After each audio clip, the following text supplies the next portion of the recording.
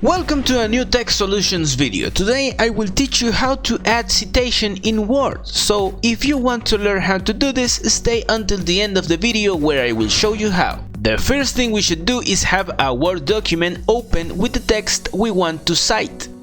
Next, we will click on the Reference tab and then on the Insert Citation button. This will open a new window where we will need to fill in some information about the citation, such as the source, author, year, and city.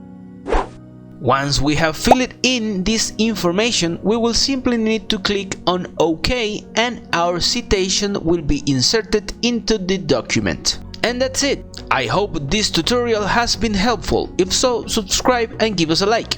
I will see you in a next Tech Solutions video.